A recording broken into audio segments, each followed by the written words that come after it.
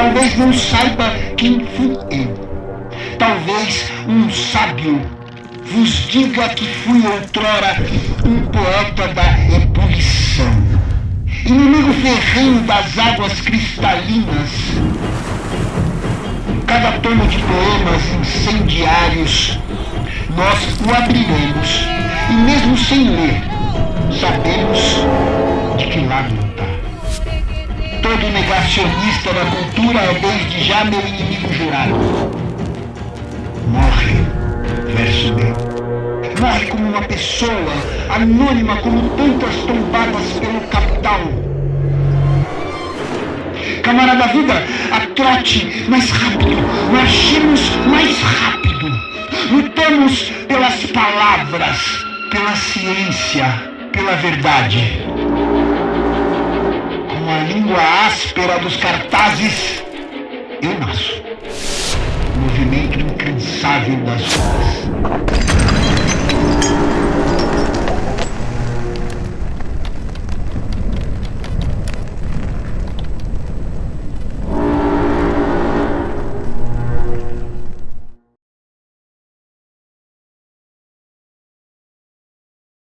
Todos e todas, a gente está aqui iniciando essa mesa Como Resistir, Heterotopias, Guerras Climáticas e Autodefesas. A gente combinou um pouquinho antes de começar que no processo de apresentação, a gente ia fazer essa autodescrição também, para tentar fazer com que esse evento possa ser o mais inclusivo possível. Esse é um desafio sempre grande, né? Então, bom, eu sou Adriano, sou um homem de 36 anos de idade, paulistano, o cabelo é castanho escuro, curto, tenho barba, uso óculos pequeno, bem imperceptível, minha pele é branca, estou usando um moletom azul, estou com uma bermuda de tactel azul e de chinelo. Vou passar a palavra para cada uma das pessoas, então, Aline Costa, por favor. Gente, boa tarde. Então, eu sou a Aline Costa. Também nesse exercício de autodescrição, que é muito difícil, mais do que parece, eu também sou uma mulher cis, tenho 39 anos, sou branca, tenho cabelo curto, castanho, castanho. Estou com um vestido branco, preto e uma bota. Oi, gente, boa tarde. Eu vou começar a minha autodescrição. Meu nome é Lahaida. Eu sou uma mulher cis, marrom, com traços andinos, aimara. Eu estou usando uma joia no nariz, meu cabelo é curto, ondulado. Eu estou com uma blusa azul e amarela e com um top, uma calça preta e um sapato, uma sandália preta, plataforma. Oi, meu nome é Wander, sou um homem branco cis. Estou usando um chapéu, um bigode virado para cima, uma camiseta preta escrita abolir as prisões, liberdade às prisões da guerra social, com um A dentro de uma bola, aqui, short listrado de fundo preto, listra azul e branca, meia preta e um tênis preto. Oi, boa noite, eu sou Medeiros, quero saudar o pessoal da mesa, a GLAC, a organização da Flipei. Eu sou um homem alto de 33 anos, negro, cabelos crespos, piercing, tatuagens, camisa branca, calça jeans e um sapato de marrom. Bom, acho que todas e todos devidamente apresentados. A gente combinou de fazer falas relativamente curtas. O tema, como vocês sabem, é bastante amplo. Então a gente vai tentar iniciar uma conversa aqui e depois, acho que contar com a colaboração e participação de vocês também, para trazer perguntas, questionamentos, dúvidas, para articular. Então vou passar a palavra para a Lahaida primeiro. Lahaida, são 15 minutos e eu te dou um toquezinho, não se preocupe também. Boa tarde, gente. Obrigada por estarem aqui. O tema é muito amplo mesmo, como a gente está falando, heterotopias, autodefesa e guerras climáticas. A gente trouxe uns livros para discutir isso. Mas eu acho que se a gente começar do princípio, pela base, que foi essa nossa autodescrição, já dá pra gente ter um pouco o foco do que a gente gostaria de falar sobre os sistemas, né? De como às vezes também a gente faz umas práticas hegemônicas como essa, da gente não ter aqui uma pessoa de Libras ou acessível ao PCDs.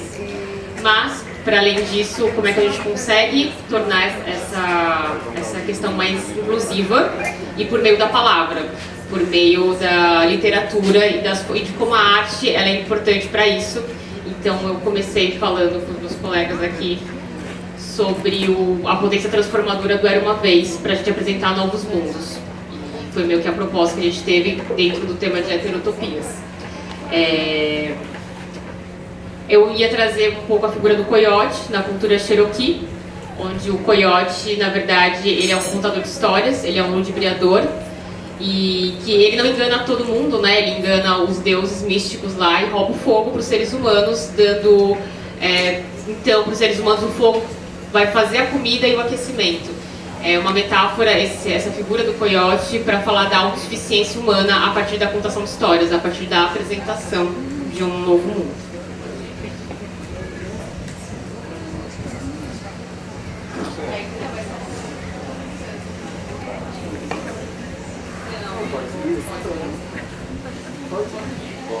Desculpa, achei que era para passar.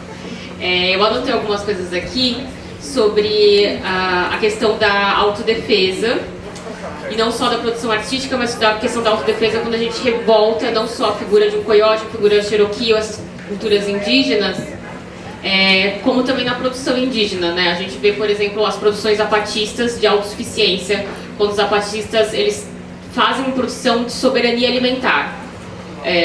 Isso também, voltar, às vezes parece uma questão arcaica, de tipo, a gente vai voltar a isso quando a gente já tem tecnologia, quando na verdade isso já é um tipo de tecnologia. E no caso dos zapatistas e dos maias, essencialmente, é um tipo de tecnologia que garante soberania e autossuficiência alimentar sem envenenar a terra nem nenhum corpo animal. Então, porque de novo essa figura do coiote ou esse movimento zapatista de autossuficiência? Para a gente voltar e dar uns passos atrás e pensar isso não como um retorno ou um retrocesso, mas pensar como uma nova forma de insurgência, que aí de novo a gente traz aqui o livro da Clark, da Contra-Revolução. Como é que a gente consegue ser um ser insurgente, dada a nossa pequenez, né? Quando a gente pensa numa estrutura grande, ou quando a gente está falando de uma estrutura política, alimentar e de agrotóxicos, parece que o nosso poder ou a nossa potência de insurgência ela é muito pequena, ou que a gente não pode fazer nada, ou quando a gente faz, isso parece muito pouco. O que eu estava comentando, inclusive, com o Léo sobre esse livro da Contra-Revolução, era de como, para a gente parece que é pouco, mas num contudo geral, na verdade é uma reprodução de autorresistência em insurgentes ancestrais. Obrigado. Eu vou passar então a Aline. A palavra sua. A gente me organizei para falar um pouquinho mais também, assim. A gente vai... enfim, que eu vou, na verdade... vocês veem que é tudo muito organizado, você organiza toda hora. Eu queria partir, né, dessas primeiras provocações que a Laika fez, que foram bastante pedir para ficar depois dela, porque eu vou tentar trazer uma perspectiva filosófica, né, tentando abordar um pouco dos aspectos principais desse tema tão amplo da mesa, né, que é um pouco essa questão das guerras climáticas, né, e não é à toa que a gente nomeou assim, pensar a questão do clima como uma questão política crucial, talvez uma das questões políticas mais cruciais dos últimos 50 anos, se a gente quiser, eu vou tentar dizer isso por quê. E também abordar um pouco a questão da resistência, que a Laika falou agora, dessa sensação de que parece muito pouco, né?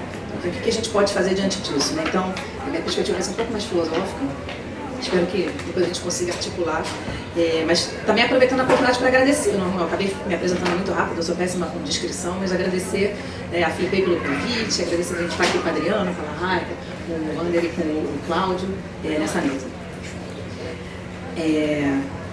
Bom, então, o primeiro ponto que eu queria falar é sobre o que a gente tem costumado chamar de crise ecológica ou catástrofe ecológica, não pode ser pensado, né, e as catástrofes que a gente está vivendo, todos os eventos climáticos extremos que a gente tem testemunhado mostram, a gente não pode lidar como se fosse só um problema de gerenciamento, uma questão meramente ambiental, né, restrita a um aspecto da nossa vida. Né? Talvez a questão ecológica seja, eu estou seguindo aqui diversos autores, né, pensando nesse problema, né, um sintoma de algo muito mais difícil da gente entender, que é a própria aparição da Terra, a Terra, né, e seus seres, como um agente político contemporâneo, né, um agente político com o qual a gente está sendo obrigado a negociar, a fazer diplomacia e esse haver, né, para continuar podendo existir aqui na Terra. Né? Então a gente acabou de passar, ainda está vivendo uma pandemia em que a gente teve que mudar completamente a nossa forma de ser humano, de ser seres sociais, para conseguir, né, fazer uma diplomacia com esse vírus, para ele deixar a gente em paz. Então, esses seres que a gente poderia chamar de vírus, a gente acabou de passar, né, acabou de acontecer a COP27 no Egito, esses, né, os gases de efeito estufa, gases atmosféricos, se tornaram agentes políticos com os quais a gente está sendo obrigado a negociar. Né? Então, a Terra se tornou, a Terra e seus agentes, os terrestres, se tornaram, né, recentemente, um agente histórico, né? É como se a Terra tivesse passado de pano de fundo né, para a nossa ação e se tornou, né, um agente com o qual a gente vai ter que negociar. E não sei se vocês já ouviram falar nesse termo antropoceno, né, que é uma palavra que tem sido muito falada pelo menos há 22 anos, quando ela foi cunhada pela primeira vez. Né, que acho que o principal, acho que o fato, a grande polêmica que esse termo suscita, né, e a grande mudança de pensamento que ele exige, é que justamente aquela velha separação que a gente pensava haver por no mínimo muitos séculos, né, entre seres humanos de um lado e natureza do outro, a coisa parece ter se invertido. Né? Na verdade, primeiro se misturado, quando a gente fala em aquecimento global, a gente não sabe muito bem dizer se é humano, se é natural, né? Foi colocado lá pela civilização industrial, mas não é natural, né? Mas ao mesmo tempo é um gás. Então, as fronteiras entre humano e natureza começaram a se dissolver. Mais que isso, é como se humanidade e natureza é como se eles tivessem trocado de lado. A humanidade se tornou uma força cega, burra, inconsequente, né? Os humanos que se vangloriavam de sua inteligência, né? De sua agência, de sua destreza, seus engenhos, se tornou uma força bruta e cega. E a natureza, que era tratada como uma mera coisa que estava aí, adquiriu uma aceleração tão rápida, uma velocidade tão assim, acentuada, que, né, ela se tornou realmente, a natureza está conseguindo se transformar mais rápido do que a gente está conseguindo se organizar politicamente para impedir as desgraças. Né? Essa mudança de papéis, né, que provocada por essa intrusão da Terra como agente político, ela tem implicações muito variadas. Né? A mais, poderia falar de várias, mas a que eu acho que eu gostaria de destacar aqui é a impossibilidade de você colocar uma fronteira muito clara entre política e ciência. A pandemia foi um exemplo claro disso. A gente viu que não bastava os cientistas dizerem que existe um vírus, é preciso tomar vacina. Isso não era suficiente para pacificar as controvérsias. A mudança do clima é a mesma coisa, não importa se há 50 anos, 40 anos os cientistas estão dizendo que existe mudança climática. Isso não foi suficiente para suscitar um consenso. Né? E isso porque justamente quando a gente se dá conta da quantidade de transformações que a gente precisa fazer na nossa vida para, né, enfrentar esse problema, né, é meio que de se esperar reações viscerais. E, sobretudo, quando o que se prometia era que a gente, né, conforme a gente fosse tendo mais ciência, investisse mais em racionalidade, né, a gente conseguiria separar cada vez mais facilmente fatos e valores. Né, e o que a gente vê hoje no antropoceno, então, se a gente puder já presumir que a gente está vivendo no antropoceno, é essa mistura entre fatos e valores, né, entre natureza e cultura, né, entre que a gente não sabe mais dizer quem que é o sujeito das ações, né, se é a própria Terra, são os humanos. Né. Nesse sentido, a própria Terra, né, o seu comportamento, se ela pode realmente se tornar outra, né, se é a sua capacidade de agir, se a Terra realmente é meramente uma coisa que está aí ou não, se ela funciona a partir de dinâmicas, né, de fluxos biogeoquímicos, tudo, até o formato da Terra, como a gente está vendo, né, se a Terra é plana, se ela não é, até isso virou objeto de disputa. Né. Então, a crise ecológica, ela não vai para trazer para a gente um consenso, um sentimento de humanidade, ela veio para trazer, né, discórdia. Né. Por isso que muitos autores, sobretudo, né, Bruno Latour, que acabou, né, de falecer, ele fala muito de uma guerra de mundos. Estamos vivendo uma guerra de mundos. Né?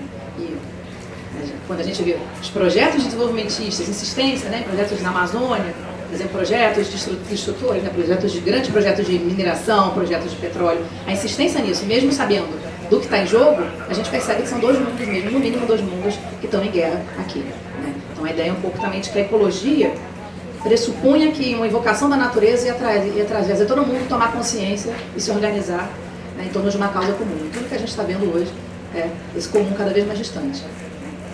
O negacionismo, inclusive, que a gente tem visto recentemente, é uma espécie de sintoma disso, né? A gente poderia falar do negacionismo como uma espécie de estratégia de guerra, nessa guerra de mundos, né?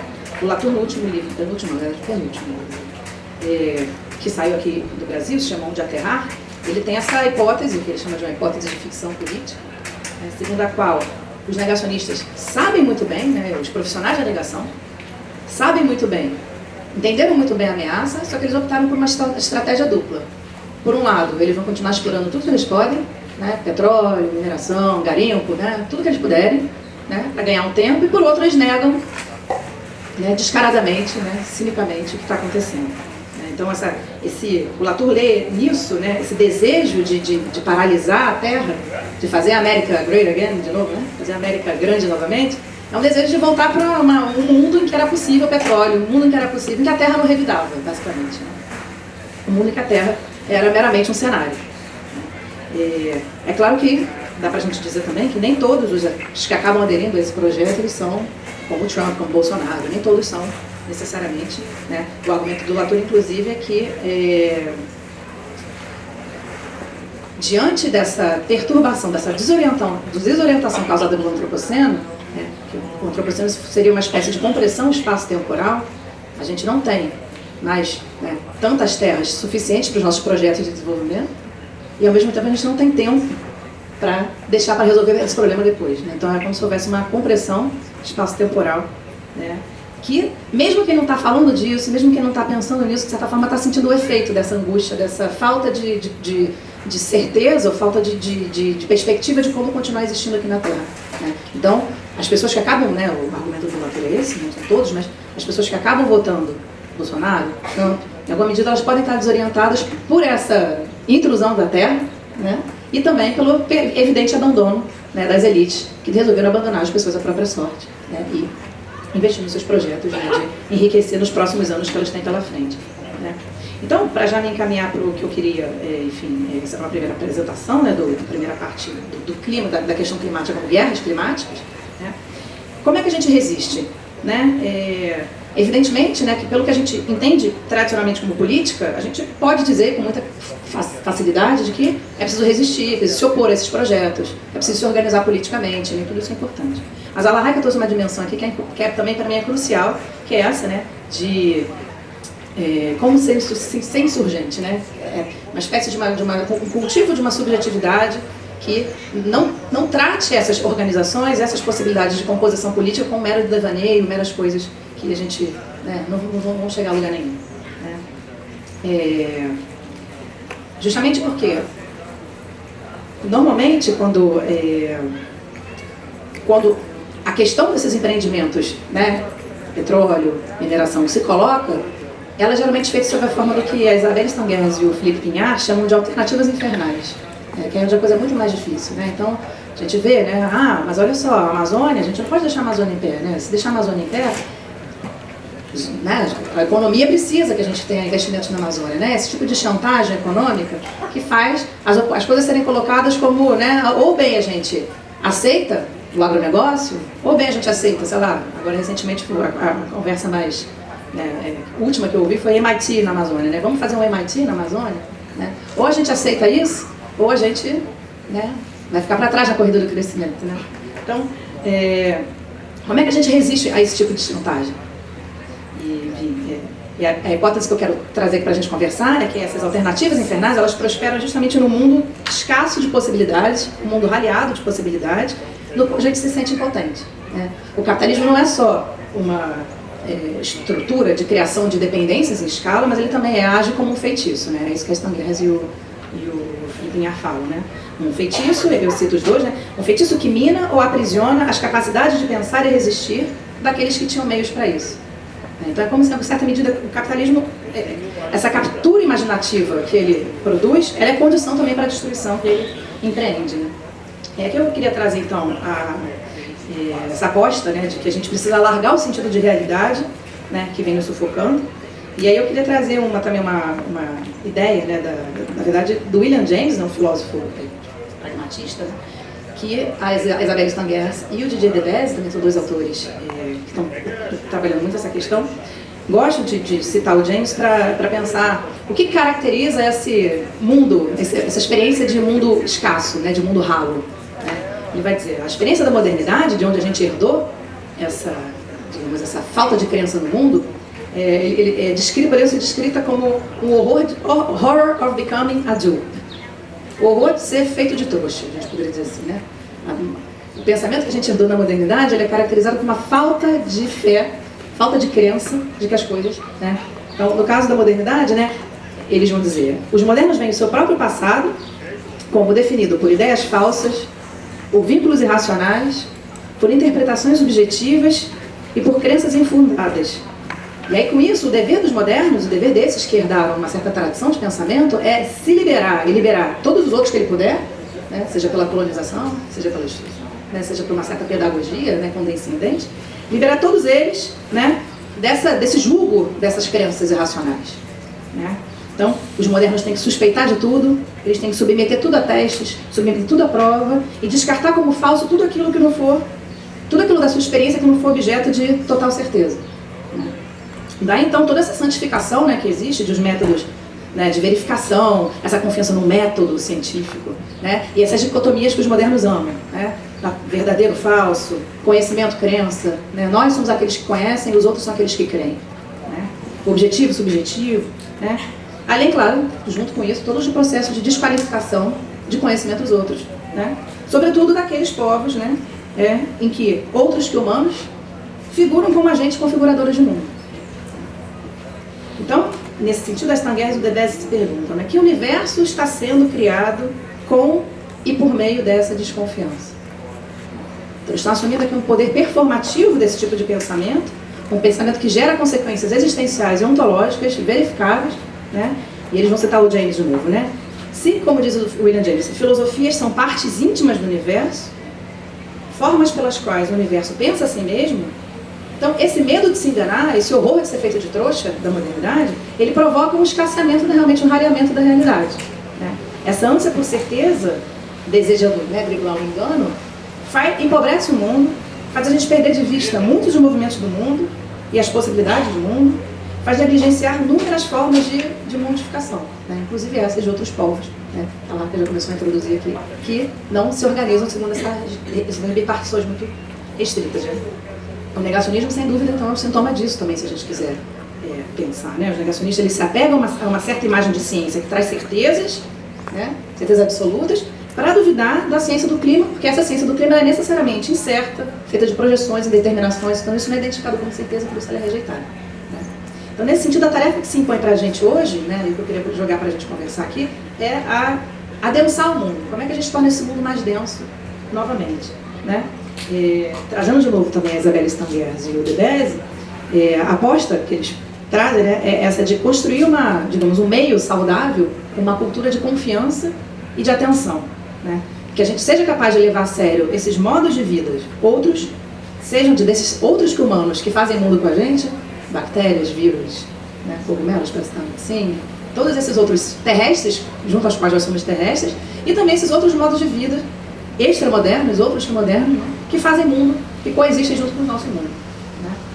Eles vão trazer, então, né, enfim, acho que eu vou encurtar essa parte, mas a proposta que eles fazem é que a gente seja capaz de deixar a nossa percepção de mundo ser afetada pela sensação de que outros também expressam algo que importa, ainda que a gente não seja capaz de entender exatamente quais são os termos disso que importa para os outros. Né? Nos trataria, então, a ideia não é de que a gente passe a acreditar nos seres que existem para eles, como se fosse uma questão de crença, justamente, né, de acreditar, mas que a gente se deixe afetar pelo modo como tais seres criam obrigações, né, para esses povos que sabem cultivar essas relações, né, e a elas responder. Né? Então aqui eu citaria também outra filósofa que eu gosto muito, a Ellen Barron, que ela fala assim, que esse processo de adensamento de mundo e de composição né, que permitiria tornar essa existência mais plural, ele demanda uma certa boa vontade, boa fé epistêmica, ou seja, nós, enquanto herdeiros dessa modernidade, dessa tradição de pensamento, sabemos o que sabemos, mas precisamos confiar que outros sabem o que eles sabem. E isso é capaz de produzir, talvez, espaços, né, de composições, novas heterotopias, né? E, ao mesmo tempo, demanda uma má vontade epistêmica, ela vai dizer. Isso é, que a gente recuse sensos comuns para manter uma atenção produtiva da tradução entre mundos, né? Porque não se trata de simplesmente acreditar no que os outros dizem, a gente tentar ver como é que essa forma deles viverem essas relações podem mudar a nossa maneira de perceber o nosso mundo. É uma questão de tradução, acima de tudo, né? É isso que é importante. Então, assim, acho que para terminar, né, então, para fechar essa ideia, né, o que eles estão propondo é que a gente seja capaz de hesitar, né, uma palavra importante, sobretudo para Isabelle Stangers, diante de oposições bem estabelecidas entre o que é e não é possível. Demanda, como eles dizem, uma suspensão provisória de ontologias e epistemologias, que a gente possa segurar ontologias e epistemologias de forma mais leve, para permitir que outras histórias possam entrar, e a gente não precisa se apressar em definir o que é realmente e o que distinguir o que é e o que não é. Que a gente possa permitir, né, ser afetado por histórias outras, né, mais aventurosas e experimentais, né, de composição de mundo. Né? Bom, e aí, eu acho que, enfim, acho que para a gente começar a conversa seria isso. Obrigada.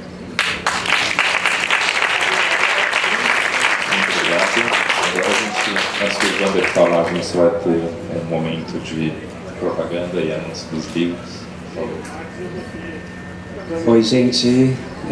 Sejam bem-vindos com De Frente de Ala. Eu queria fazer um comunicado. Esse evento ele só existe e só é possível com a venda dos livros da Rizoma. Então, deem uma passada, assim que vocês puderem, ver as novidades, selos que normalmente vocês não veem em grandes livrarias, então é muito importante dar esse suporte pra gente na livraria, tá bom? Alguns dos títulos estão aqui na mesa e também os livros que estão sendo publicados e que dialogam com o tema estão ali na banquinha ao lado também, para depois quem quiser ver especificamente. Wander, a palavra é sua.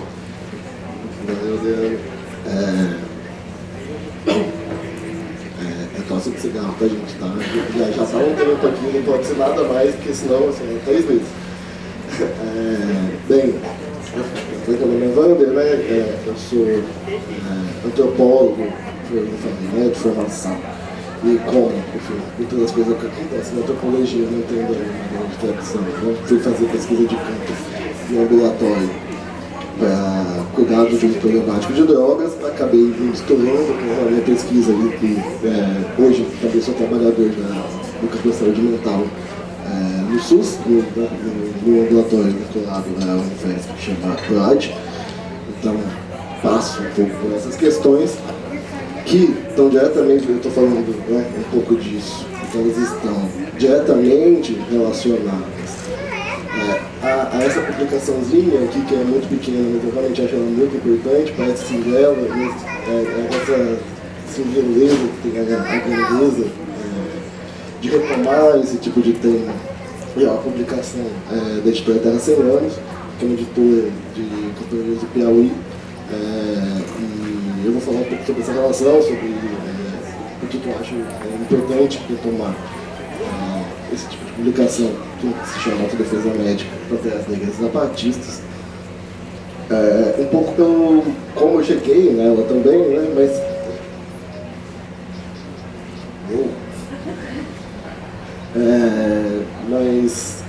só para poder, falar um pouquinho desse campo, assim, dando uma síntese. O título é bem autoexplicativo, vai retomar essas práticas de autodefesa e de como que, tanto os protestos quanto os zapatistas, eles produziram a saúde, como é que isso foi entendido, como é que na prática foi se desenvolvendo nesse campo de cuidado e saúde que amplamente sendo pensado. Nos protestos deles, por exemplo, se tratavam nos problemas de sobrevivência mesmo na assistência que eles iam criando, como as clínicas livres do povo, estava vinculado também toda a questão de advogados, questão prisional, então assim, você tem uma outra perspectiva do que vai entrando como cuidado, isso só para falar que tem uma diferença, né, do que vai ser construído, né, ali. E o que eu pensei em trazer para poder tentar despertar alguma coisa, também veio muito, né, de estar aqui no começo da FIPEI, faço parte da FIPEI também, como muita gente sabe, quem me conhece, eu sou fã do Doeg, desde o tempo de Acho, o último disco que ele lançou. Um disco muito importante, na abertura da FIPEI. Estava aqui, né, em Balanço e Fúria, discotecagem e comentário, com o Doeg.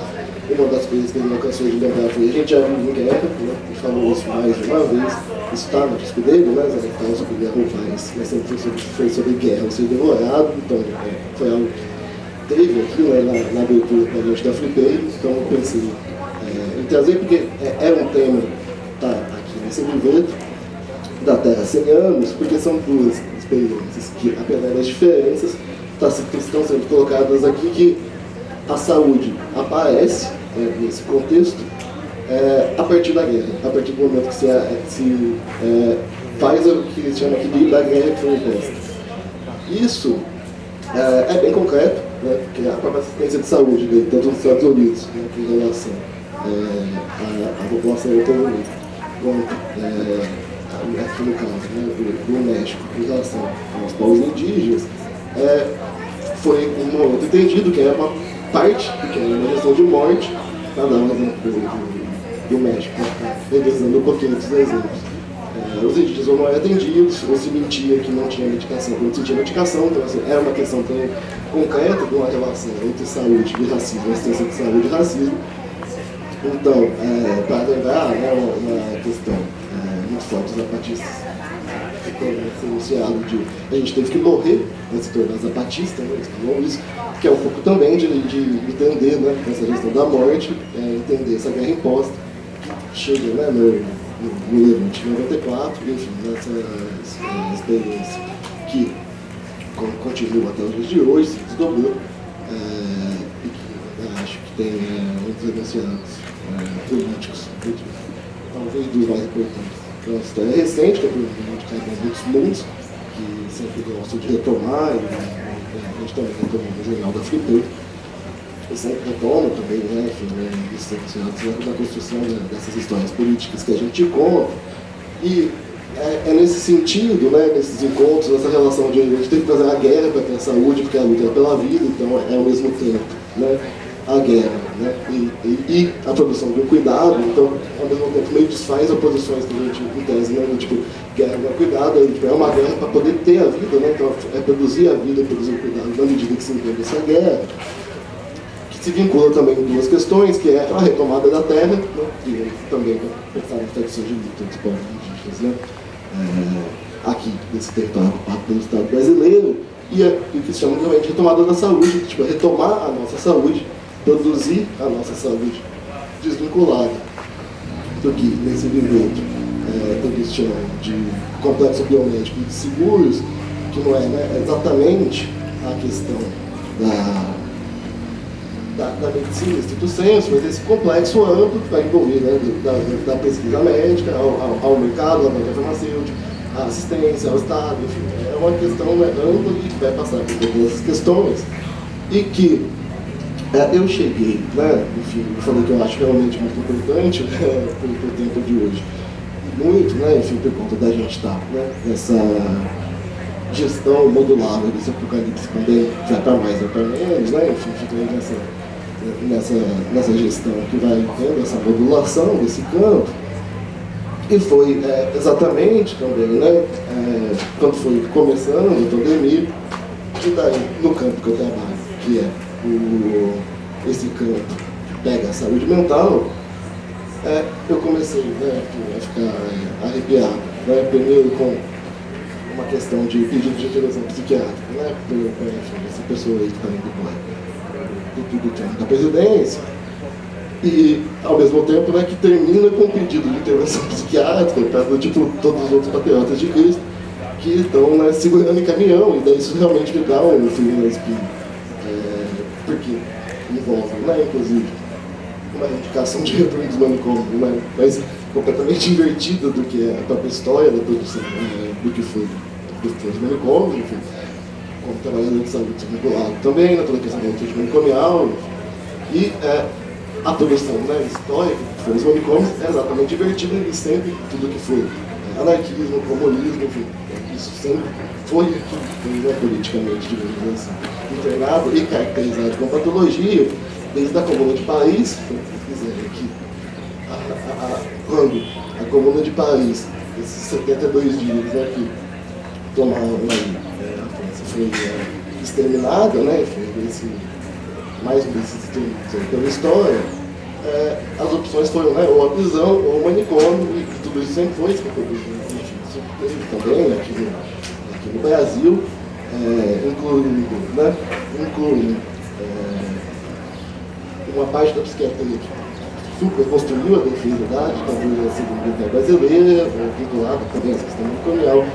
Então, isso me deu um certo tipo de fogo na espinha, e foi quando eu acabei encontrando esse livro, contando, né, outras questões vinculadas com terras livres, que juntos de ambulâncias em 1970 ocupam o hospital, e daí se ocupar o hospital é uma coisa que a última coisa que a gente pensa que se ocupa, né, mas vinculado, né, ao hospital, cuidava da população de Aldo Bronx, eles tomam esse hospital, põem sob controle popular, eles não eram cuidados. E depois, na negociação de desocupação, eles falam que eles só saem quando, se eles puderem ficar lá e fazer um programa de desintoxicação de drogas por causa, exatamente naquele momento, que isso se chama lá, né, do movimento de crack, que daí tem um vínculo político mesmo, de destruir, né, o dali, e eles fazem, né, esse programa de desintoxicação de drogas sob controle popular, que tinha dois princípios, basicamente, né, tratar sintomas de abstinência com acupuntura, e o mais fundamental, né, que eles chamavam, né, da doutrina de cuidado, que é a educação política. E exatamente, né, essa separação que é o meio fundante do que a gente vai entender com saúde, porque assim, saúde política, principalmente saúde mental e política, é aquilo que não podem se encontrar no que é o cuidado, né, assim, de quem está trabalhando, do trabalhador, daquilo que eu faço, daquilo que os colegas de trabalho fazem, né, é aquilo que vai ser, né, sempre colocado nesse campo de... É difícil até de falar quando você está no campo do trabalho, às vezes, e isso é fundante de uma parte, né, de uma experiência sobre cuidado de drogas, sobre luta em relação às questões de saúde mental, vinculado, ao mesmo tempo, à produção de outro tipo de cuidado, vinculado a essa questão de entender essa guerra imposta que está aí, tal como o Dorelli está me entendendo, e a gente está aqui contando essas questões, né, e foi quando eu me deparei com isso, isso tá, ao mesmo tempo, né, que surge uma parte da política de redução de danos, e foi quando eu vi, falei, no momento que eu estava aqui, sei lá, né, a história me atropelando, eu não entendi alguma coisa, e fui tentar ficar vendo essas outras experiências, e achei que era preciso recontar, né, a própria história desse campo de luta, do que a gente chama de saúde mental, e que foi a luta contra, né, o exercício mais autoritário da psiquiatria, que não passou, né, assim, por digamos assim, um avanço puramente científico de sentimentos humanitários de uma classe, né, que estava fazendo pesquisa psiquiátrica, mas passou por experiências de pessoas que saíram da própria psiquiatria, de médicos formados em psiquiatria, que se vincularam a outros campos, né, que articularam discursos históricos e discursos para poder fazer a crítica à própria autoridade que eles viam no trabalho deles, que juntou uma série de outras questões que, para poder, né, dizer aqui sobre essa questão da guerra, chega, por exemplo, até a Gay Liberation Front nos Estados Unidos, que em 1971, derivado do espírito da revolta de Stonewall, chega a barrar um congresso da Associação de Psiquiatria dos Estados Unidos por conta de o homossexualismo está catalogado no manual nesse período, né, como uma patologia, e ao barrar, literalmente, né, o discurso que se faz nessa barragem, né, vocês nos matam, a psiquiatria, né, a nossa medida encarnada, esse período fala, se vocês nos matam, aceitem isso como uma declaração de guerra. Isso faz parte, por exemplo, da construção de homossexualismo, sair da categoria diagnóstica do manual. Né? Isso é parte da história, dessa história dessa guerra, que normalmente não é contado, né? Assim, daí fica só parece que os manuais de saúde mental, tudo que é baseado, né? Eles foram sendo transformados. A partir deles mesmos, né? Não teve movimento social, não teve luta, não teve nada que vai compondo, né? Fica uma história da área científica por ela mesma, né? Para usar uma expressão, né? De uma anarquista de longa data que eu da política, um texto que fala dessa razão que gente dela nos supera a alienação, e um pouco desse resgate que tem um pouco de cruzamento nesse livro também, porque ele não fala só dessas experiências, vai passar também pelo coletivo de pacientes socialistas, que foi uma ocupação de pacientes psiquiátricos em 1970 em Hamilton, que falavam de usar a doença como uma arma, vai passar, né, pela construção do que é a saúde por das mulheres que elogiava, mesmo que rápido, vai ser esses cruzamentos que, né, esse livro de publicação anônima, né, muito potente, vai trazendo essa construção que vai vinculando guerra, terra, cuidado, saúde, para misturar então, né, com o que foi essa apresentação do Dom L no começo aqui, né? Festa também, né? Guerra, festa, cuidado, saúde, sempre importante no meio, né? Um tanto de festa e um tanto dessa aproximação, né? de celebração também. É isso, né, que me parece que é importante também, né, de retomar nesse campo, de entender que retomar essas histórias, recontar essas histórias, retomar a prática, não necessariamente, né, enfim, assim, não se trata de, né, ler e achar alguma coisa que você vai imediatamente copiar, né, porque os contextos mudam, enfim, as questões, né, vão passar por outros campos e ver, por exemplo, que em um e no outro, né, para pegar, eu gosto também de alternativas diferentes, que ajuda a gente a escapar de uma série delas, né?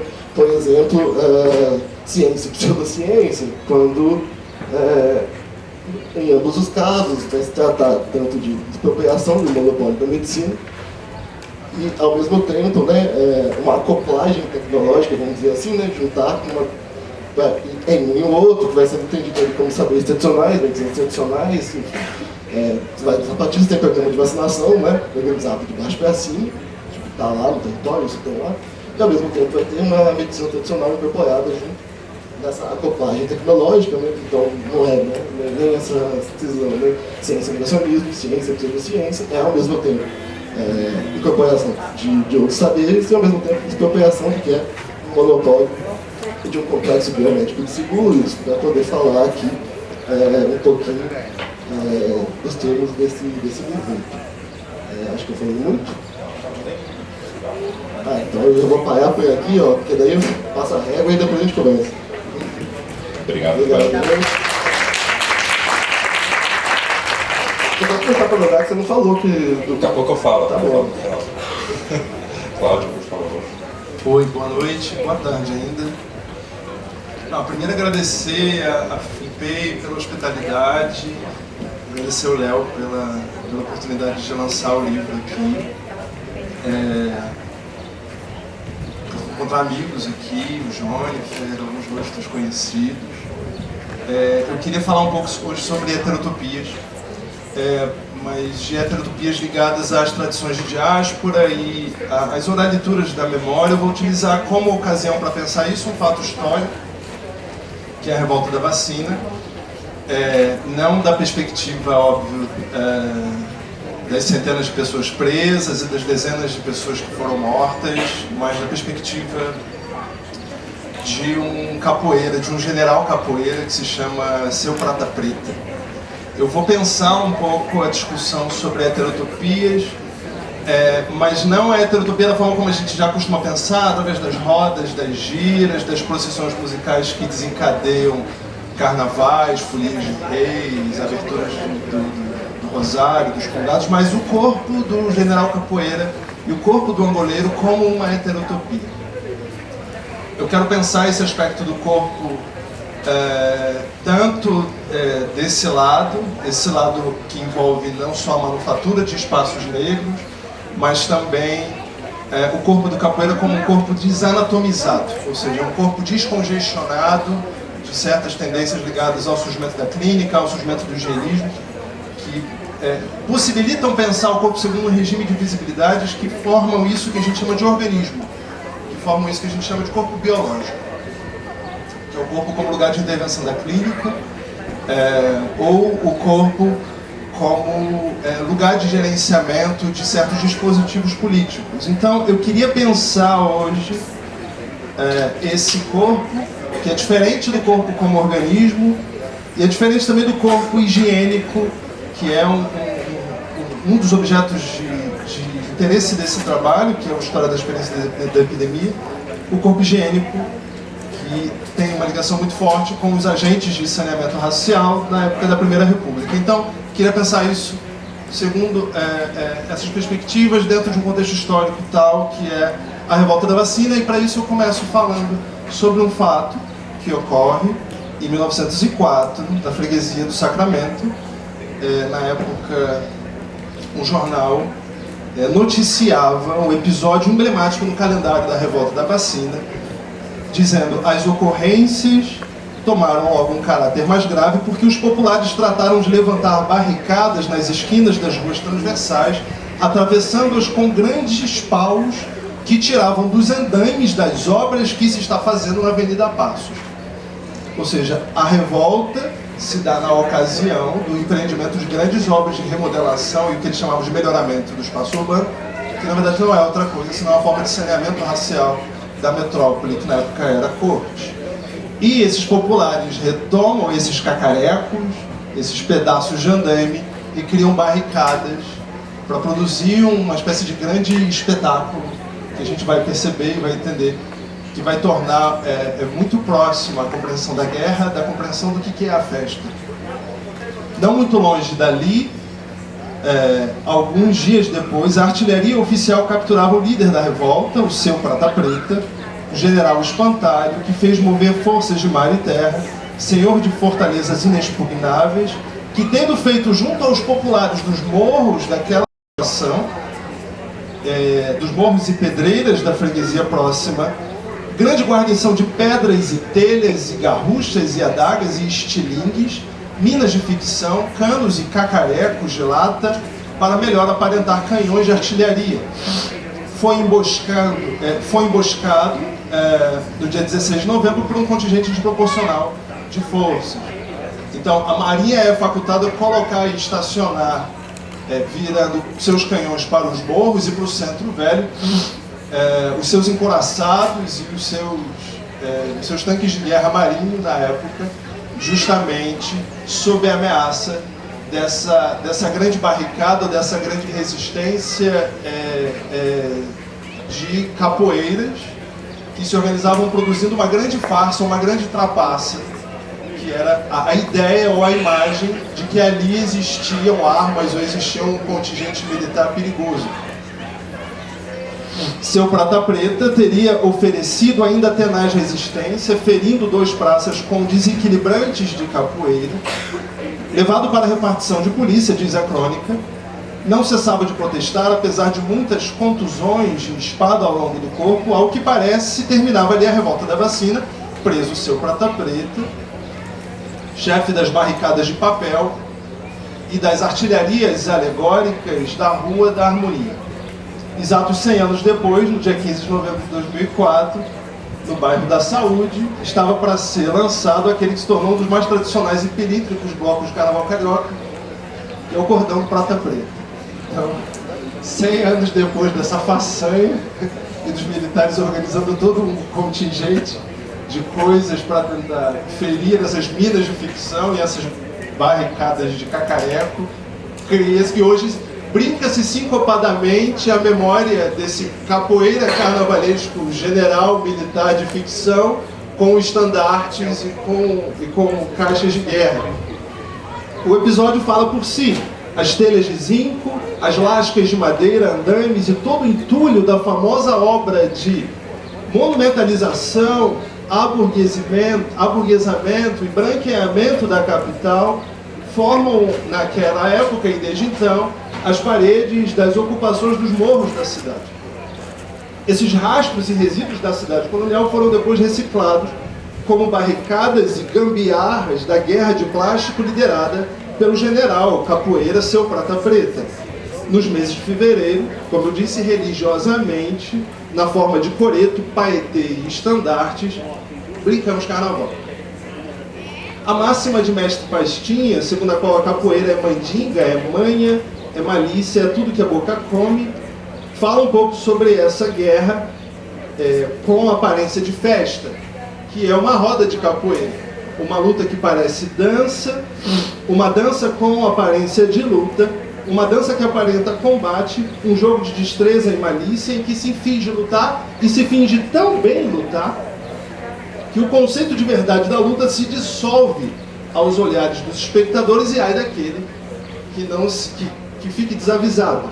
A pirataria, assim como também a fugitividade quilombola, a heterotopia das rodas de capoeira e esse corpo desanatomizado do capoeira, que eu quero pensar como um signo desse corpo heterotópico, que são elementos que utilizam a trapaça e o improviso como elementos catalisadores do ato criativo, porque exploram justamente a opacidade das intenções nas estratégias empregadas. É um não que aparenta sim, é o contra e meio a favor, é um intrépido dissimulado de indeciso. Bom, queria começar falando sobre essa guerra de plástico movida pelo general Prata Preta. A ideia é ver se o corpo desanatomizado do capoeira é alvo da disputa da clínica médica de então, se ele não é o mesmo corpo acossado pelos higienistas da rua, nas estratégias de racialização das fronteiras da cidade velha, nessa época que vai desembocar na revolta da vacina, que é o que se chama, vamos dizer, ironicamente, de velha época carioca. Para isso eu preciso começar falando sobre o corpo desanatomizado, ou seja, um corpo capaz de fazer do tronco um peão e das pernas dois mulambos que se confundem e das mãos duas novas bases de apoio. Eu vejo na roda um corpo desanatomizar-se todo, desarticulando o braço, a cabeça, o pé, a perna, o pescoço, a mão, tudo aos assobios, tudo às louvações, tudo às ladainhas. O corpo do capoeirista nunca está em repouso, porque a ginga é o seu movimento natural, a ginga é o seu estado natural. E a questão é, pelo menos para mim, não só se ensina a ginga numa roda de capoeira, mas porque o corpo nunca se move em linha reta. Bom, a primeira pergunta para mim é um pouco clara, não se ensina a ginga na roda porque a ginga se traz de vida e geralmente o que se faz na roda não está em descontinuidade com aquilo que a vida já exige do capoeira, né? E nunca em linha reta, exatamente para burlar o quadriculamento dos espaços coloniais, que permitem a transparência, que impossibilitam a opacidade, ou seja, que permitem a localização do corpo na roda. Assim como permitiriam o corpo localizado no quadriculamento policial daquela cidade naquele momento. Ou seja, a manufatura desses espaços negros contra o quadriculamento espacial da ordem da colônia não foi possível sem o aprimoramento de um certo corpo. Daquilo que esse corpo heterotópico é capaz de fazer com os poderes da oralitura, daquilo que ele é capaz, para além da sua fixação como um corpo do roçado, como o corpo da fábrica de tecidos, com a corporidade que é requerida pelos canaviais. A heterotopia do angoleiro e o seu próprio corpo é o seu próprio corpo. O corpo que ginga pertence à cidade não mapeável, um corpo cuja ginga é o princípio de movimento permanente e não o intervalo entre a objetividade dos golpes. Essa é a cidade, é exatamente a cidade heterotópica que se organiza em oposição à cidade organismo, a cidade moderna das artérias, da ventilação, desse direito de ir e vir, da possibilidade, ou seja, de engessar e de esvaziar cada vez mais o arruamento das relações, né? A cidade do esvaziamento das relações, a cidade do mercado, Diferente, por exemplo, da cidade acidentada, criada e recriada na rotina dos dias, nos laços sociais, no hábito das rotas abertas em tempos imemoriáveis, a cidade dos corsários, a cidade dos quilombolas, a cidade heterotópica. Quando a escravidão toma de assalto o corpo de pessoas amordaçadas para transformá-las em objetos de fixação de uma disputa, ela faz isso justamente conjurando os poderes e os perigos desse corpo negro ritualizado nas oralituras da memória. O corpo, nas tradições de oralitura, ele não é apenas a extensão de um saber representado, ele é sim o local de um saber em contínuo movimento de criação e de recriação formal. Você vadia na roda, diz o mestre Fouillon, e tem que dar vários movimentos e várias voltas na roda para encontrar o angoleiro que está exatamente na sua frente. Ou seja, dentro de uma roda de capoeira, dentro desses espaços heterotópicos que não podem ser quadriculados segundo os marcadores dessa arquitetura de engessamento do policiamento, a maior distância entre dois pontos é exatamente a linha reta.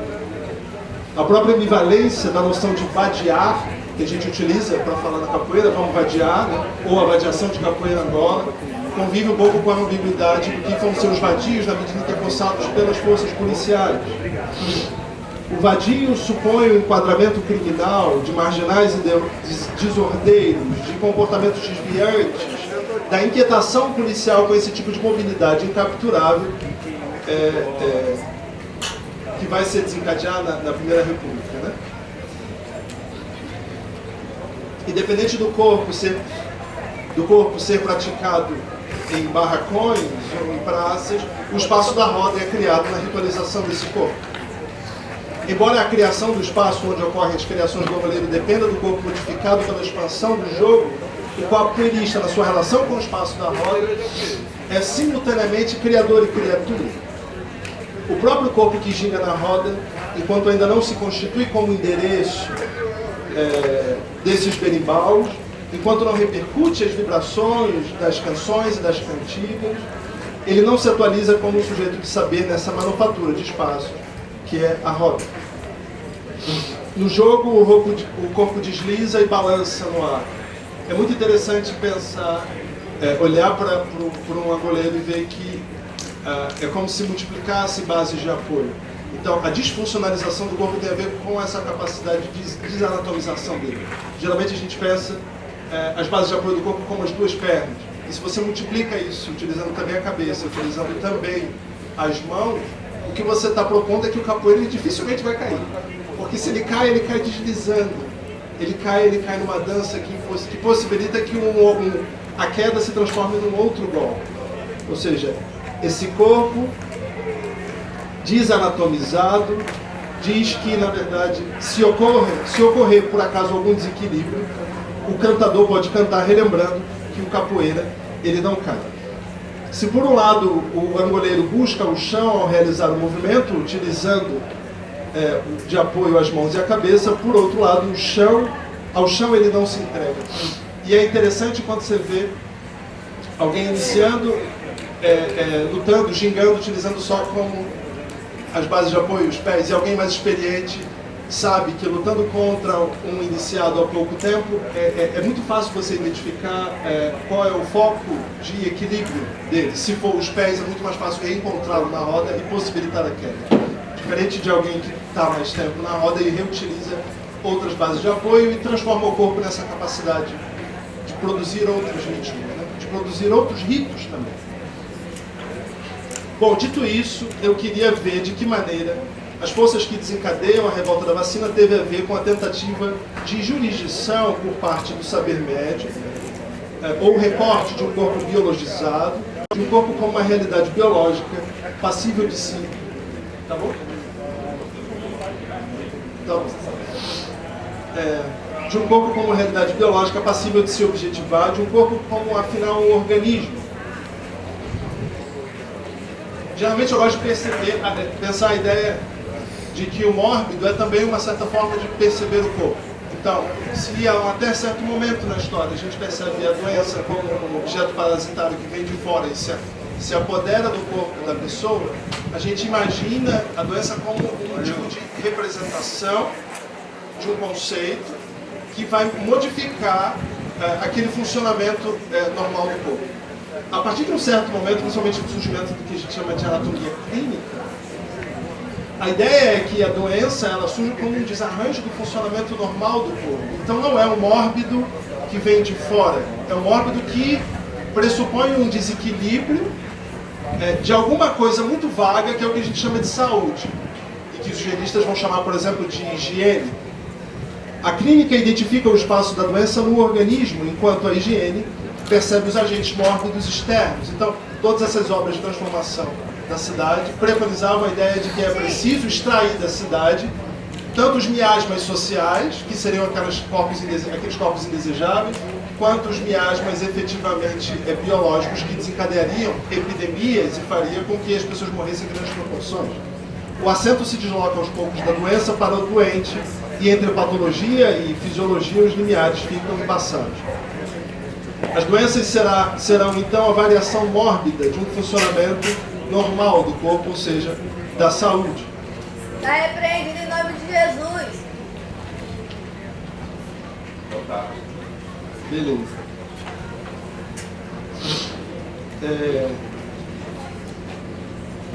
Tem uma definição de um médico, de um fisiólogo muito importante, que é o Bichat, e ele contava isso. A vida ela é o conjunto de fenômenos que resistem à morte. Ou seja, incluindo automaticamente na discussão sobre o que é medicina, aqueles agentes externos que compõem o meio e que de alguma forma vêm de fora para mexer no arranjo saudável de um corpo, no arranjo saudável de um organismo. É como se a clínica estivesse, então, para as formas de objetividade nos corpos, assim como a higiene está para a objetividade que circula na cidade afora. Ou seja, os miasmas, a epidemização da miséria, a fisionomia das ruas, etc. Dessa tecnologia moral do corpo, desse tipo de relação de forças que integram o corpo, que terão origem que darão origem tanto ao dispositivo médico higienista quanto àquilo que a gente chama da experiência da epidemia no século XIX. A ideia que eu queria pensar, principalmente através desse exemplo do general Prata Preta, é ver de que maneira a revolta da vacina ela não foi, como a gente diz cegamente às vezes, efeito de um tipo de negacionismo das pessoas em relação ao uso da vacina. A gente está pensando uma outra compreensão do corpo. O corpo nagô, o corpo banto, é um corpo poroso. É um corpo que ele é pré-pessoal em relação ao momento em que a ritualização da vida ocorre. Esse corpo pré-individual que se produz através das alianças com outras energias, que se produz através da coordenação com outras forças, com outras figuras do sagrado, não pressupõe a ideia de uma medicina, que é uma medicina baseada na perfuração, na verticalização do corpo, nessas tecnologias do toque que possibilitam um mais poder da medicina em relação ao corpo das pessoas. Um mais poder que, obviamente, significa também um mais enxergar, né? A organização das enfermarias, a visibilidade das enfermarias, na coordenação desses hospitais dessa época é muito parecido com o que vai ser as formas de policiamento das cidades. O que eu queria ver no fundo, é de que maneira é indissociável pensar a higiene social e a organização da visibilidade urbanística da cidade naquela época, sem pensar de que maneira o avanço da clínica médica, através desses pressupostos que levam em conta a biologização e a figura do corpo como um organismo, são coisas indissociáveis, no final das contas. Então, a gente não consegue pensar uma outra organização dos espaços que não leve em conta mais o saneamento racial, sem pensar também práticas de cura, sem pensar uma outra ordem do corpo que não seja submeter a gente a ideias de saúde que são absolutamente higienistas e descontextualizadas com a nossa história. Bom, a gente desenvolve um pouco mais daqui a pouco. Obrigado, é isso. Obrigado, Cláudio. Bom, também para contextualizar, convite do Léo e do Vander, eu estou aqui mediando a mesa também por conta a gente da Biblioteca Terra Livre publicou recentemente 2 livros de um autor russo do século XIX, que chama Piotr Kropotkin, E olhar para essa multiplicidade, né, para essa multideterminação que está colocada aqui nessa mesa, eu acho que também remete um pouco a resgatar um pouco os nossos imaginários e colocar que essa discussão sobre os fins ou sobre como que a potência de ação de diferentes povos, não só no centro do capitalismo, mas também principalmente na periferia do mundo, né, que a gente chamaria aqui, está colocada, e o olhar para isso se afirma há muito tempo, né? Um pouco dessa discussão e aonde eu consigo imaginar diálogos possíveis quando a gente pensa nos zapatistas, quando a gente pensa nos povos que estão ao longo desses 200 anos de urbanização crítica, né, que a gente tem vivido esse colapso da modernidade que tem se afirmando e vem ganhando nos últimos 20, 30 anos uma cara cada vez mais assustadora. É interessante pensar que a reconstrução possível desses valores é nessa afirmação de algo que o capitalismo não pode oferecer para a sociedade, que é o bem-estar. Não o bem-estar parcial, que é a promessa eterna, mas o bem-estar universal, ou um bem-estar coletivo para todas as espécies, né? Então, é interessante, pensando um pouco nesse movimento que a gente estava falando, da ideia de saúde, a ideia de saúde a gente precisa também entender quais são as causas da doença para entender como que a gente pode ter sociedades mais saudáveis, e aí pensar sobre a higienização das cidades, pensar sobre como que a gente reorganiza os espaços e o tempo da vida. A gente aqui está tendo a possibilidade, na sexta-feira à tarde, de conseguir criar um tempo de escuta, um tempo de diversidade, talvez como o próprio Lavoisier diria, né, contra essa lógica de afirmação de uma única verdade, e criando a possibilidade da diversidade aqui, de uma escutativa para temas que aparentemente podem ser muito diversos, mas que na verdade a gente consegue ver as pontes possíveis de conseguir construir esse olhar múltiplo, né, essa coisa que nos permite imaginar outras realidades ou outros caminhos em lugares que não estão colocados. Então, acho que um pouco da minha provocação, do meu papel aqui, é primeiro parabenizar e agradecer a participação de todos vocês. Acho que a gente está ganhando nessa perspectiva de ganhar referências, tanto históricas do caso brasileiro quanto internacionais, e pensar também a partir de uma perspectiva filosófica no sentido de como que a gente consegue reorganizar o nosso imaginário para pensar os limites, as possibilidades e também as faltas, né, que a nossa teoria tem. A gente tem uma teoria que se propõe muito moderna, mas ao mesmo tempo uma teoria que a gente que vive os silenciamentos, como que a produção de conhecimento também se reproduz na lógica do silenciamento. Eu acho que o nosso esforço aqui é iniciar, ou mais do que da pretensão de iniciar, somar um pouco nesse processo, nessa grande gama de discussões que tem acontecido contemporaneamente, porque a gente vive a crise e a necessidade de afirmar outros mundos possíveis. Dito isso, queria abrir, chamar, convidar todos vocês para poder trazer contribuições. A gente tem meia hora ainda de conversa. Sugeriria vou solicitar para quem quiser participar, trazer alguma contribuição, e falar no microfone, porque está sendo gravado. Depois o pessoal da Flipei vai disponibilizar online esse material para quem não teve a possibilidade de estar aqui conosco hoje. Então a ideia é que a gente consiga fazer com que seja democrático, não só nesse momento, mas para além. Informe, então. Gente, eu sou Yala, livreira da Rizoma Livros. Queria dar só os informes. Atrás do nosso jornalzinho, que tem a propaganda, tem um chapéu virtual, então tem um QR Code para se vocês fizerem alguma contribuição para o apoio do nosso evento. E também tem a livraria, que o evento só é possível graças à venda dos livros. Ali no fundo tem leitura de cartas de amor, são correspondências baseadas em 22 arcanos que a Nadia Dulce faz. Então são 3 horas de performance e é isso. Obrigada pela conversa, pelo aprofundamento da conversa. Lembrar, me avisaram, alguém esqueceu um celular aqui dentro da livraria, então vejam se vocês estão com o celular de vocês, quem passa pela livraria, de capinha rosa, tá bom? Bom, vou convidar então quem tiver interesse em trazer alguma contribuição, reflexão, pergunta, o microfone está aberto.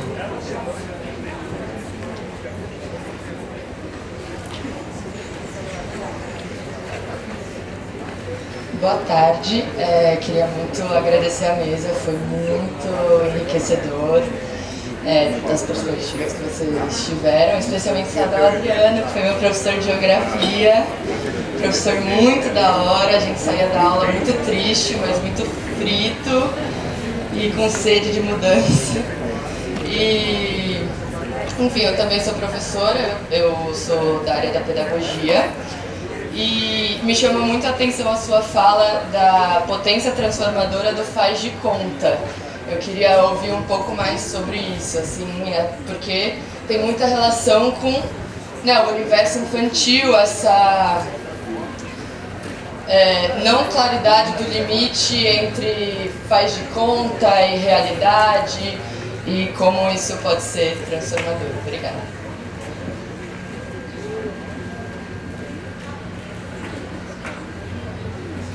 Oi, obrigada pela pergunta, que bom que você virou professora, eu acho, muito bom. Quando o Léo me chamou para fazer parte da mesa, né, eu sou arquiteta, não me apresentei também, né, eu sou arquiteta e urbanista na FAO e artista plástica e professora de artes.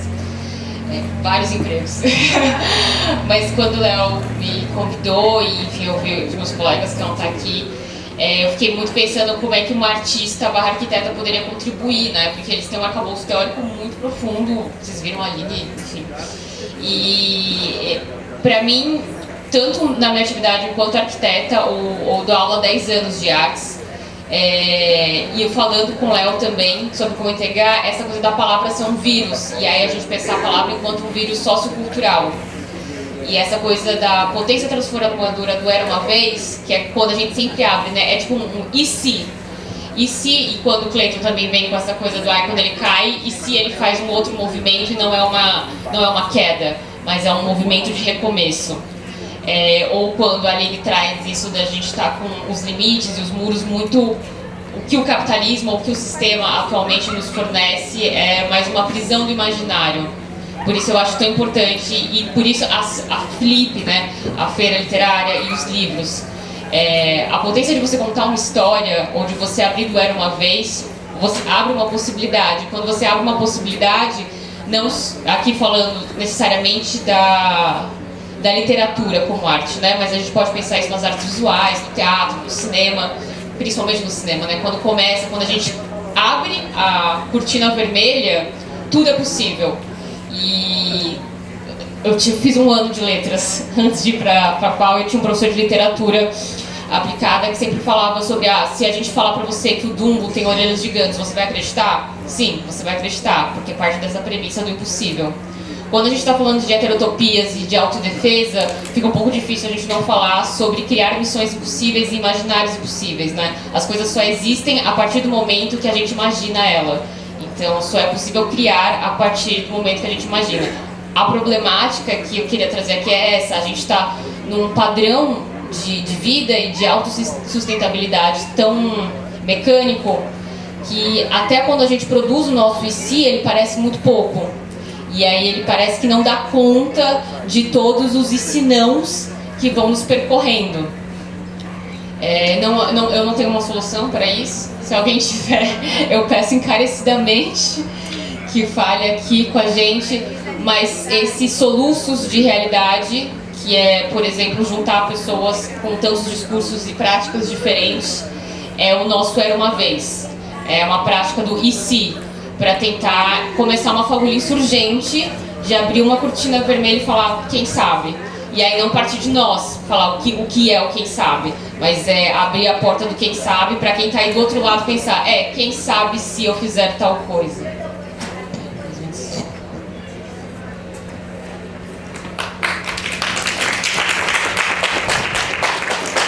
Deixa eu comentar um pouco também.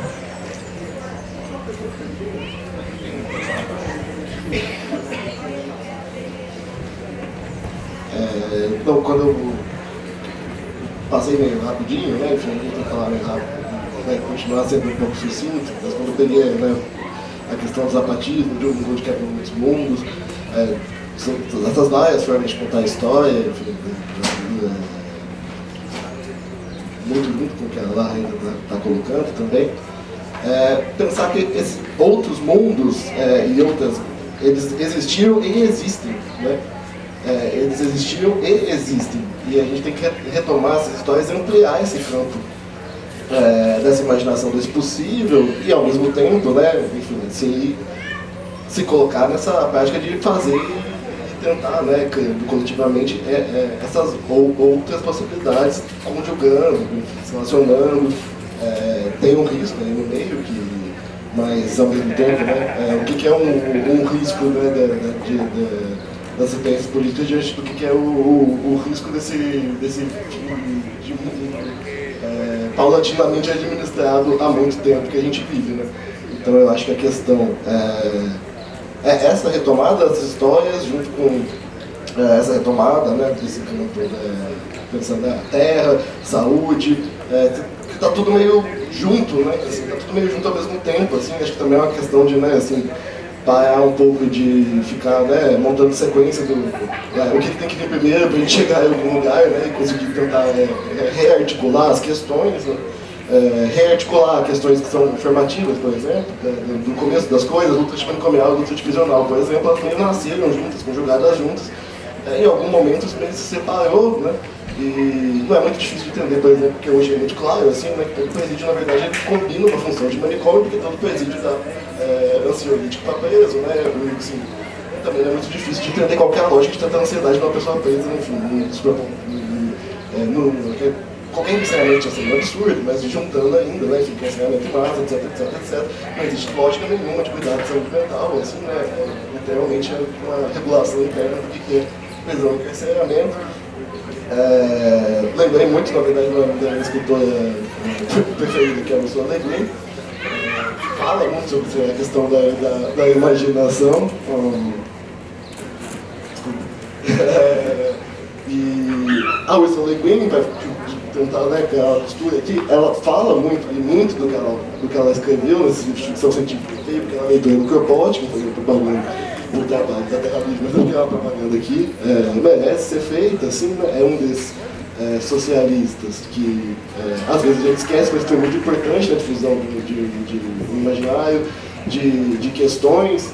Da época foi uma das primeiras pessoas que articulou em um outro texto que chama As Prisões, né, a relação também entre hospício e prisão, né, enfim, dentro de pouco tem alguma questãozinha de Luiz Michel para fazer, né, também usar ela, depois tem, né, esse Kropotkin, tem todo esse vínculo, né, com a Ursula Le Guin, que fala, que leu Kropotkin para escrever Os Despossuídos, que é um livro de ficção científica incrível, e pegando um pouquinho, né, dessas histórias, não à toa, talvez, né, ela tenha produzido essa ficção científica e imaginária, né, de uma sociedade anarquista, né, enfim, sem Estado, com outra relação, com outra perspectiva de propriedade, do que é posse, e ela faz aparecer ali, né, uma autoridade que se recompõe exatamente na organização da ciência como uma burocracia separada do campo social e um campo de interação voluntário, né, que seria tipo, uma interação voluntária no manicômio. Então, basicamente, a questão da terra, da saúde, da organização burocrática, da organização científica, da imaginação, do Kropotkin, dos zapatistas. O livro do Cláudio sobre epidemias é muito importante também, enfim, a gente desconhece, mas eu me sinto próximo no seu livro, assim, é muito importante para contar essa história das epidemias, né, pensar essa questão de gênero, pensar outras coisas que estavam ali envolvidas, outros saberes, outros corpos, a questão, enfim, da guerra climática e da urgência climática. Artificial, desculpa a falta de educação. Desinteligência artificial. Desinteligência artificial. A burrice tecnológica também é um ponto importante, se você pudesse estar em algum momento, porque tá todo mundo muito viajandão aí no bagulho e nada. Tá foda. Tá.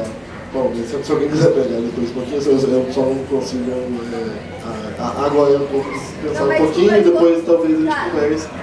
Em algum momento, se você puder tocar nesse assunto, porque também é bastante urgente. Sim, tá tudo junto, a gente tem que conseguir pensar todas as questões articuladas. Essa é uma que eu não tenho tanto domínio assim para conseguir articular, assim, mas eu realmente acho uma questão urgente e importantíssima. Introduzir os algoritmos no meio dessa questão, enfim, pensar como é que isso também, né, dá uma aumentada nesse campo do possível, da imaginação, enfim. É que eu queria retomar essa questão da especulação da ficção científica, na verdade, para dar um propósito e, ao mesmo tempo, essa escritora que eu acho que é muito importante, que não deixa de trazer outros mundos, especular e na ficção científica, colocar questões políticas que são muito importantes. Sobre essa questão das desinformações, do algoritmo desinteligente, né? Você tocou um assunto importante e é muito interessante porque esse Contra-Revolução, ele está falando sobre como como a guerra moderna e a guerra de contra-insurgência depois do 11 de setembro, os Estados Unidos começou a tratar guerras, né? Então, agora não era uma guerra fria ou uma grande guerra ou dois grandes blocos de países reunidos, mas sim era uma nova inteligência que vinha a partir de uma análise de dados, onde você repete todas as organizações sistemáticas, e aí é bem desenvolvimento de análise de algoritmo mesmo, para ver quais são as probabilidades de insurgência de cada pequena insurgência grupal, e você vai lá e domina aquilo. Então, antes que aquilo se reifique ou crie mais movimento, você corta aquilo pela raiz. E isso tudo através de uma análise de dados, sendo feita, refeita. E isso volta contra o próprio Estados Unidos, né? Isso começa lá para uma lutante para localizar as mesquitas, para, enfim, ver a questão das Panteras Negras, mas isso volta contra os próprios cidadãos americanos que são vigiados, enfim, Facebook. Não sei se era meio o que você queria falar, mas achei legal, porque bate bastante com o livro também. Acrescentaria só que, também quando a gente pensa nessa questão do aquecimento global, das mudanças climáticas, recentemente a cidade de Nova York proibiu mineração de Bitcoin na sua cidade, então a gente tem uma questão de uso de energia e de como que essas cidades são organizadas e para qual lógica, que muitas vezes quando a gente pensa para além, né, do objeto em si, que é o dado, a produção de qualquer coisa na sociedade demanda energia, demanda recursos, demanda uma série de sistemas super complexos. Se a gente não olha para isso, né, eu acho que esse é um dos pontos, por exemplo, que eu gosto, como o Wander estava falando, ele tem que olhar, quando a gente começa a desmistificar o próprio conhecimento científico, para além de olhar para o que chama mais atenção, a forma como as coisas são produzidas e para que finalidade que isso é feito. Então, um pouco de pensar nesse movimento, né, quando a gente está vivendo essa grande impasse civilizacional de o que a gente afirma, e aí me parece um pouco um caminho interessante para a gente entender, mas de fato aonde está a base que estrutura essa sociedade que está se reproduzindo de um modo destrutivo e quais outras bases, e eu acho que é esse lugar da imaginação, existem para a gente conseguir afirmar. Porque existem, e esse é o ponto que, por mais quando a gente pensa na ficção, né, quando a gente pensa nos discursos, que a gente pode imaginar as grandes navegações como as fábricas de ficção científica sobre os outros mundos, né, que era a Terra desconhecida, é isso, quando se descobrem outras formas de viver, o que o processo colonial faz é destruir essas outras formas de viver, porque é inaceitável que possam existir mundos distintos daquele dentro desse próprio mundo. E o que acho que as referências foram trazidas aqui pelos próprios zapatistas, né, que é um mundo onde cabem muitos mundos, e é a antítese desse processo que a gente afirmou enquanto sociedade até agora. Enquanto sociedade, digo, é a sociedade, como a gente se afirmou no começo, alguns de nós, e eu me coloco nesse lugar, branca, que tem essa racionalidade técnica científica baseada no processo do projeto colonial e que precisa ser destruída, né? Esse é o ponto que a gente precisa somar. E aí, se vocês me permitem, eu acho que por estarmos numa mesa na Flipei, eu acho que não poderia deixar de trazer um dos principais antifascistas, um dos principais eventos de contra-insurreição que houve durante o século XX, que foi a Revolução Espanhola, dentro do processo da Guerra Civil na Espanha, que foi um processo de reconstrução da vida social. Tem uma frase muito bonita, que pelo menos eu acho, que o Bonaventura do Ruth, que foi um dos principais militantes anarquistas, ele diz: a ruína não nos dá medo. Sabemos que não vamos herdar nada mais do que ruínas, porque a burguesia tratará de arruinar o mundo na última fase de sua história. Porém, nós não temos medo das ruínas, porque levamos um mundo novo em nossos corações, e esse mundo está crescendo nesse momento. É importante para a gente pensar que o Durutti acredita, assim como eu acho que é o nosso papel histórico, de entender que essa ideia de aniquilação é também uma ideia de acabar com o imaginário dentro de nós da possibilidade de a gente se articular agora. Então, é a nossa função, eu acho que um pouco a função desse exercício que a gente está fazendo aqui, relembrar isso, relembrar essa diversidade e ver que a força está desse lado da história que normalmente é apagado. Então, só para chamar a atenção. Eu só estava lembrando de uma coisa que ele falou sobre saúde mental e sobre o manicômio, e a gente estava falando sobre objetificação. tem uma coisa que a indústria farmacêutica começou a fazer aqui no Brasil, principalmente as grandes farmácias, junto com os convênios médicos, que é perguntar o nosso CPF toda vez que a gente compra um medicamento, né? Isso é super perigoso, isso cria todo um lobby de mercado e, na verdade, isso serve para alimentar um sistema de dados da indústria farmacêutica no Brasil, o que, imponderavelmente, provavelmente vai aí... alguns especialistas dizem que pode chegar até o desmantelamento do SUS, criação de medicamentos e tal. E aí essa coisa, né, o sistema de dados, os corpos, higienização de corpos, medicação, medicamentos, como lidar com isso? Eu me sinto muito pequena diante disso, né? Falando com outros amigos que também são devs, também desenvolvem dados. E a prática insurgente rápida que eles me deram enquanto indivíduo era: mente seu CPF. Não adianta você não dar seu CPF, porque ainda assim os dados vão estar lá geridos com os outros CPFs, da sua avó, da sua tia. Mas se você mente o CPF, isso quebra o sistema de dados deles e a máquina dá um bug. Então eu deixo aqui essa dica. Vocês mintam o CPF para dar um bug no sistema de análise e na compreensão de dados das indústrias farmacêuticas. Era só essa dica mesmo.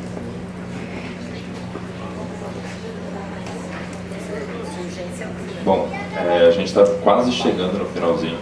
Queria abrir para mais uma última pergunta, consideração, comentário. O sistema vai ficando cada vez mais inteligente, cada vez que a gente tenta corrompê-lo. O bagulho é doido.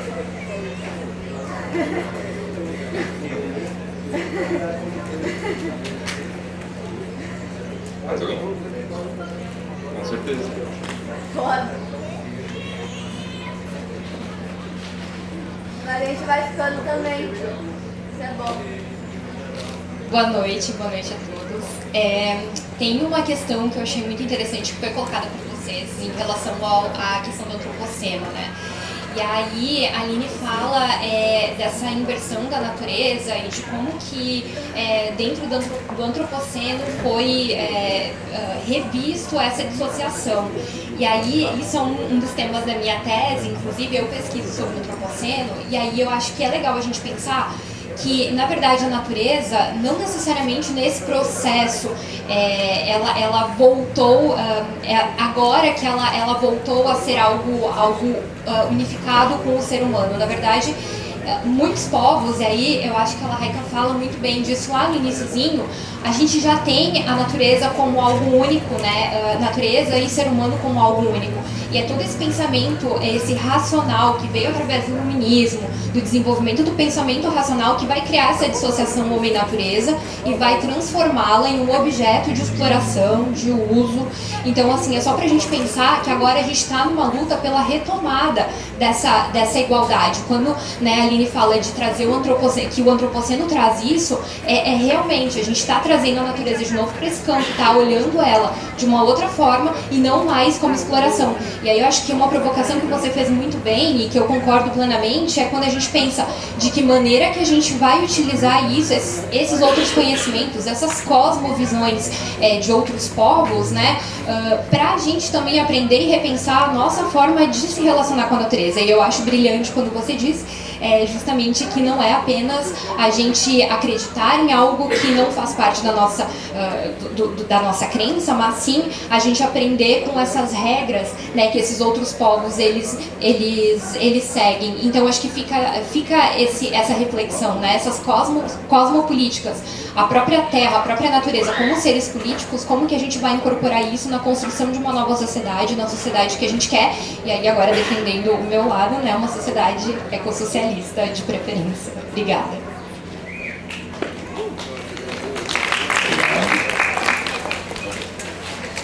Qual o seu nome mesmo? Luciana? Nada, obrigada. Só vou comentar o que você falou, né? Que eu acho que você falou uma palavra, cosmopolítica, que eu acabei não usando aqui, mas acho que é disso mesmo que se trata. Acho que todo o desafio que a gente está tentando produzir aqui, que é, de certa forma, levar a sério o que dizem os cientistas sobre as mudanças climáticas, mas sem com isso desautorizar ou desqualificar outros discursos, outras formas de falar sobre a Terra, inclusive de fazer diagnóstico sobre o que está acontecendo na Terra, né? O Penal eu ia vir aqui, né? Falar da queda do céu, tantos outros povos que têm outros diagnósticos e outras formas de expressar sua pertença nessa Terra.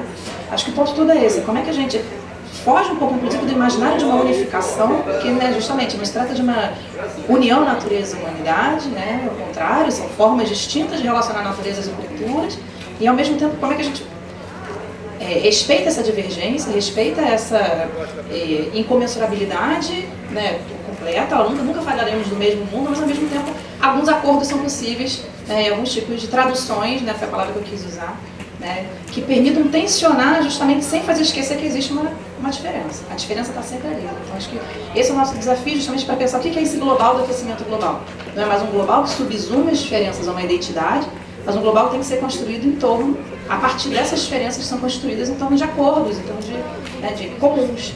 Então, eu acho que é um pouco esse desafio para que a gente possa, né, conjugar, né, esses aliados na ciência e esses aliados outros que, né, extra-modernos, dessas lutas que a gente precisa enfrentar.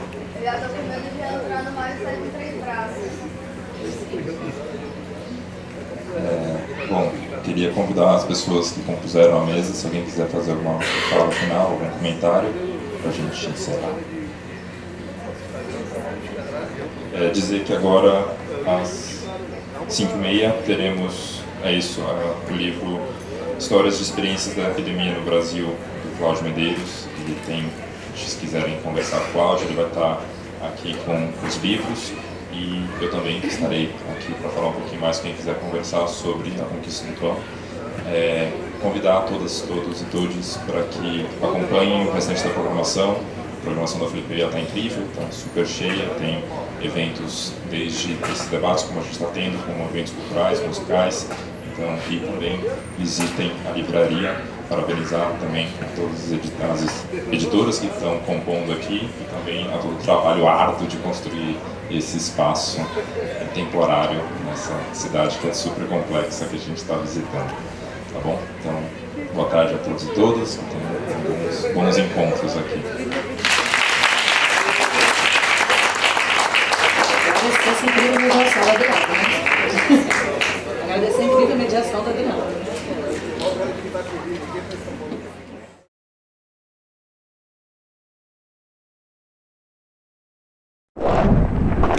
Respeitáveis camaradas, neste tempo revolto, estudando os nossos trevosos dias, talvez não saiba quem fui eu. Talvez um sábio vos diga que fui outrora um poeta da ebulição, inimigo ferrenho das águas cristalinas. Cada tomo de poemas incendiários nós o abriremos, e mesmo sem ler, sabemos de que lado lutar. Todo negacionista da cultura é desde já meu inimigo jurado. Morre, verso meu.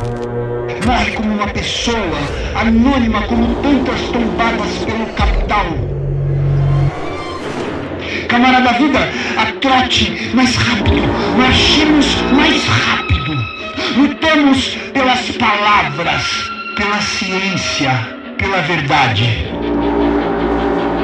Com a língua áspera dos cartazes, eu nasço. Movimento incansável das ruas.